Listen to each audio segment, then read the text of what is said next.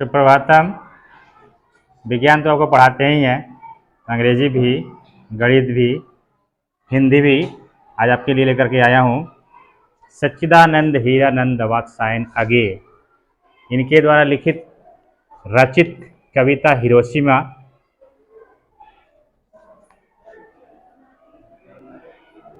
Hiroshima Japan का एक शहर, नागासाकी और हिरोशिमा। जब विश्व युद्ध हो रहा था उस समय, द्वितीय विश्व युद्ध 1939 से 1945 तक द्वितीय विश्व युद्ध हुआ और प्रथम विश्व युद्ध हुआ था 1914 से 1918 ईस्वी तक। द्वितीय विश्व युद्ध के समय दो गुट बने थे विश्व में।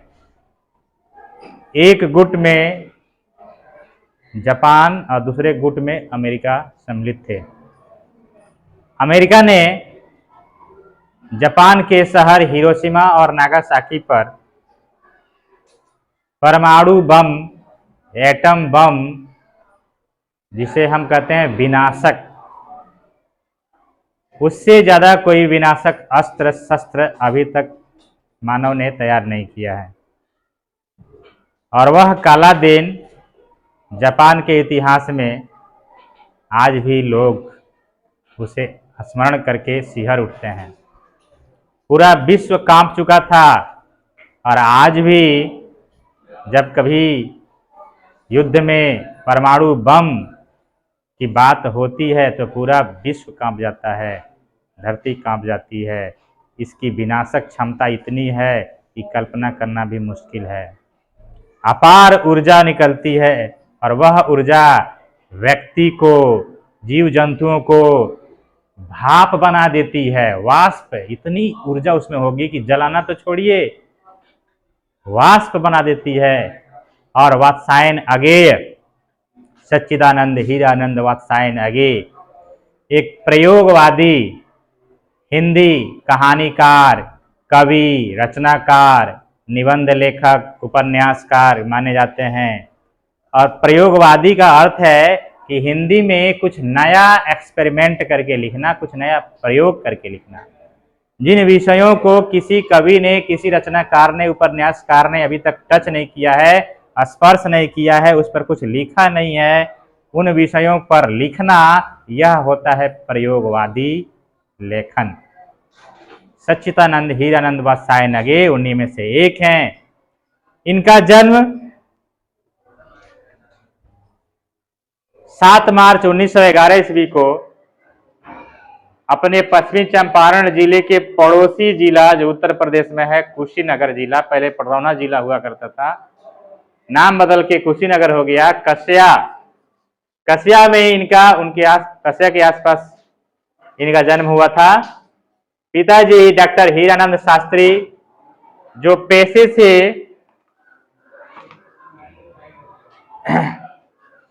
पुरातत्ववेत्ता थे, इनका पैसा जो था कार्य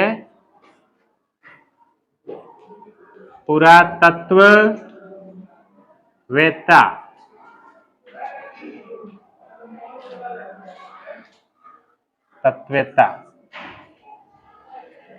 यानी खुदाई का कार्य जो करते हैं, इतिहास और धरती में कहीं दबी छिपी हुई कुछ साक्ष्य खुदाई करना, उनके बारे में अध्ययन करना, पुरातत्ववेत्ता करते हैं। इनके पिताजी वहीं थे। माता बयंती देवी, ये अनेक भाषाओं के विद्वान थे, संस्कृत, अंग्रेजी, फारसी, हिंदी, तमिल, अन्य भी कई भाषाएं इन्हें आती थी। इन्होंने जो रचनाएं की, अलग अलग, अगर हम कैटेगरी में, ग्रुप में बांटे, समूह में, तो काव्य में आपके सामने है। ये पढ़ के मैं वीडियो को लंबा नहीं करूंगा, आप देख लीजिए। अब आते हैं, यह हिरोशिमा कविता, इनके जो एक इनकी रचना है सदा नीरा, उस सदा नीरा से यह संकलित है। किस तरह से मानव ने अस्त्र बनाया, शस्त्र बनाया, विज्ञान को विकसित किया, और वही विज्ञान जब मानव सभ्यता के लिए दुर्दांत बन जाए, विनाशक बन जाए, तो अज्ञेय जैसे कवि के लिए हृदय विदारक होगा ही। या केवल अज्ञेय के लिए हृदय विदारक नहीं, एक सामान्य जन जो कोमल हृदय वाला है, प्रकृति प्रेमी है, सर्व कल्याण का भाव जिसके मन में हो, वसुधैव कुटुंबकम का भाव जो रखता हो, विश्व बंधुता का भाव रखता हो, और जीवों में भगवान का दर्शन करता हो, उसके लिए युद्ध, अस्त्र शस्त्र और परमाणु बम, ये तो उसके लिए दुर्दांत होंगे ही। चलिए अब कविता हम पढ़ते हैं। हिरोशिमा। एक दिन सहसा सूरज निकला, अरे क्षितिज पर नहीं नगर के चौक, धूप बरसी पर अंतरिक्ष से नहीं फटी मिट्टी से। आगे की यह पंक्तियां कह रही हैं कि एक दिन, किस दिन? हिरोशिमा पर 6 अगस्त 1945 को, और नागासाकी पर 9 अगस्त 1945 को एक दिन की बात है। वही दिन है एक सूरज निकला, और वह सूरज जो रोज हम प्रातः काल देखते हैं वह नहीं। कौन सा सूरज? वह सूरज था परमाणु विस्फोट का, जो विस्फोट करता है चारों ओर, इतनी अपार धूल धुआं पूरा ब्रह्मांड में फैल जाता है। यह परमाणु बम, यह था एक दिन सूरज निकला। आगे के शब्दों में, क्षितिज पर नहीं। क्षितिज मतलब कि जहां से सूर्य भगवान उदय होते हैं पृथ्वी के सतह पर, वो क्षितिज नहीं। कहां से? नगर के चौक चौराहे, जहां सड़कें हैं वहां फूटा, घर है वहां फूटा, जमीन पर हर जगह इतनी चमक निकली। किसकी? परमाणु बम ब्लास्ट होता है और तेज रोशनी होती है, हमें कुछ दिखता नहीं, आंखें चौधिया जाती है। ये आंखों को तो छोड़िए, जैसे ही वह रोशनी ऊर्जा हमें टच करेगी, हम वेपर बन के, वाष्प बन के खत्म, राख भी नहीं बचता है, अस्थियां मांसपेशियां नहीं बचती हैं। तो एक दिन सूरज निकला। ये सूरज क्या है? परमाणु बम की चमक। क्षितिज पर नहीं, रोज जैसे सूर्योदय होता है वैसे नहीं, चौक चौराहे सड़क घर, वहां से बम ब्राम। धूप बरसी पर अंतरिक्ष से नहीं, फटी मिट्टी से। रोज तो धूप आती है, भगवान भास्कर निकलते हैं और अपनी सूर्य पूरी धरा पर फैला देते हैं। हर सामान्य जीव जंतु पेड़ पौधे प्रसन्न हो जाते हैं उस सूर्य के धूप से। लेकिन आज जब सूरज निकला, ये कृत्रिम सूरज मानव ने बनाया, इस परमाणु बम को, इसकी चमक को सूरज कहा जा रहा है। ये सूरज नहीं है, ये समझिए काल है, काल मौत। मिट्टी से गिरा जमीन पर और भ्राम फट के ऊपर आया। ठीक है।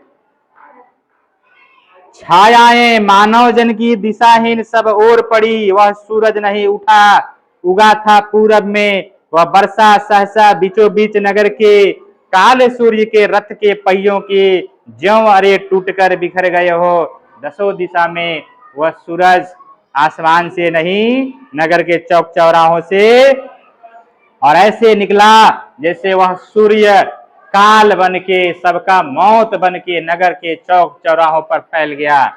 परमाणु बम विस्फोट के पश्चात कुछ क्षण का वह उदय अस्त, और ज्यादा समय नहीं लगा, फटा, चमक निकली, अपार ऊर्जा निकली।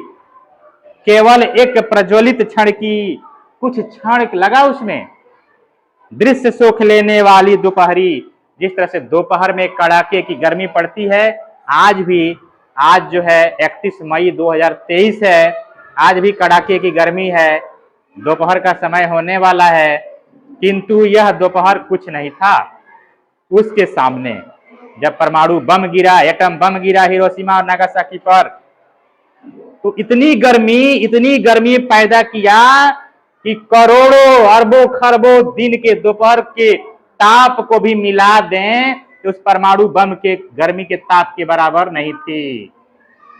वह दोपहर बात हो रही है उस दोपहर की। आगे के शब्दों में, कुछ क्षण का उदय अस्त, केवल एक प्रज्वलित क्षण की दृश्य सुख लेने वाली दोपहरी, छायाएं मानव जन की नहीं मिट्टी लंबी होकर मानव ही सब भाप हो गए, मानव ही सब भाप हो गए।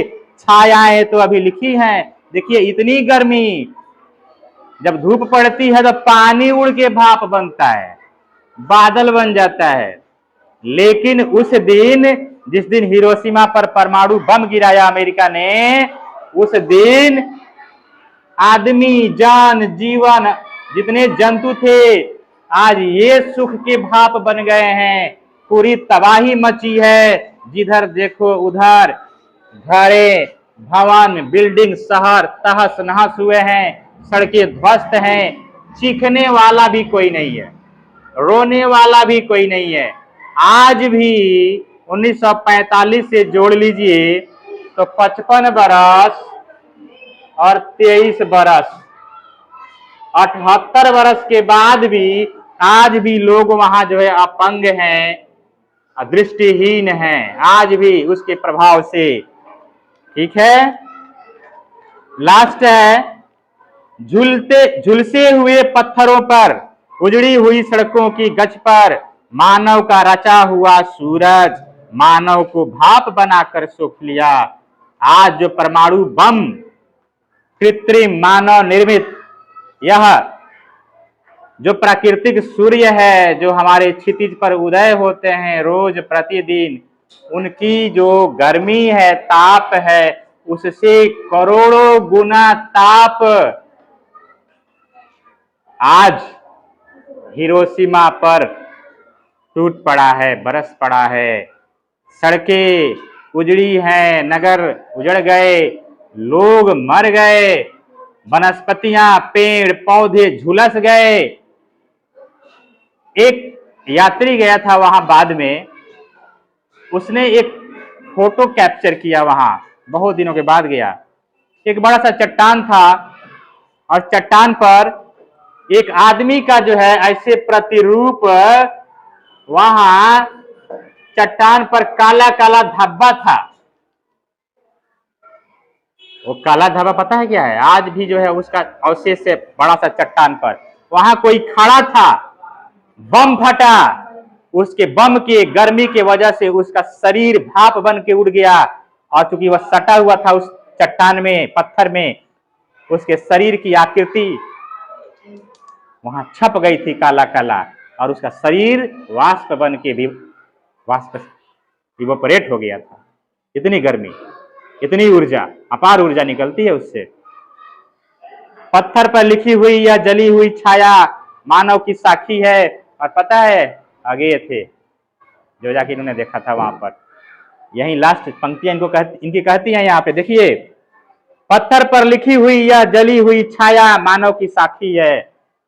वह व्यक्ति पत्थर पर,